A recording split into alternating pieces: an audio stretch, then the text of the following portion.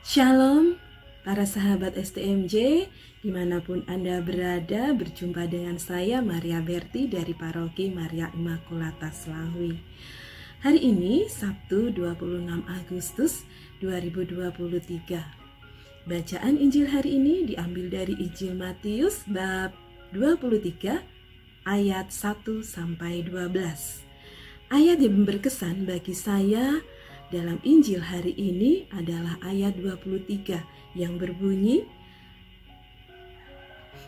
"Sebab itu turutilah dan lakukanlah segala sesuatu yang mereka ajarkan kepadamu, tetapi janganlah kamu turuti perbuatan mereka, karena mereka mengajarkan tetapi tidak melakukannya."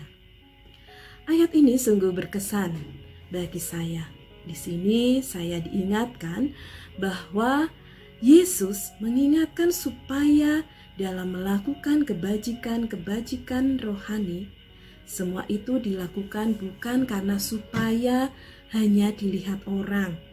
Keutamaan rohani yang dimiliki bukan untuk sekedar show belaka kepada orang lain, supaya mereka bisa melihat. Keutamaan rohani yang dimiliki hendaknya menjadikan umat semakin berisi namun tetap rendah hati. Kepada para murid, Yesus mengingatkan bahwa mereka secara keturunan mempunyai warisan jabatan. Mungkin juga jabatan rohani, patut untuk tetap menghargainya, memberi rasa hormat dan mengindahkan ajaran-ajaran bijaknya. Jika hidupnya sesuai dengan apa yang diajarkan, maka juga patut untuk dijadikan teladannya. Yesus mengajar pada para murid dan tentu untuk kita semua untuk menjadi orang beriman yang mengandalkan Tuhan. Sahabat STMJ, sharing saya untuk ayat ini mengingatkan kehidupan menggereja saya. Saya dan anak saya sering sekali untuk berdiskusi. Dan suatu ketika anak saya tuh bertanya, "Mama, kenapa sih kok Mama suka sekali aktif di gereja?" Waktu itu saya selalu menjawab, "Ya, karena Mama suka dan ingin melayani, melakukan banyak hal sesuai dengan talenta yang Tuhan beri."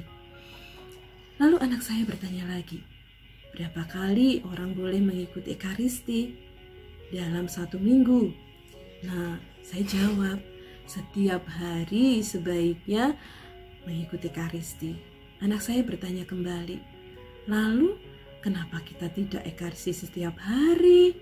Saya jawab, "Ya di sini tuh kalau Ekaristinya hariannya itu tiap pagi, gak ada sore. Karena kalau pagi jam 6 kan kita harus sudah siap berangkat. Kalau enggak bisa terlambat. Jadi ya enggak cukup waktu kalau kita ikut Ekaristi. Tapi sebaiknya sering mengikuti Ekaristi ya. Dengan mengikuti Ekaristi, kehadiran Kristus semakin kuat dalam hidup kita. Jadi sebaiknya kamu tuh sering harusnya ikut Ekaristi ya.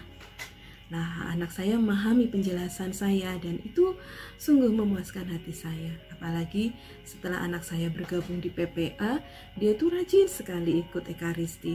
Dengan semangat 45, dia rajin bertugas PPA.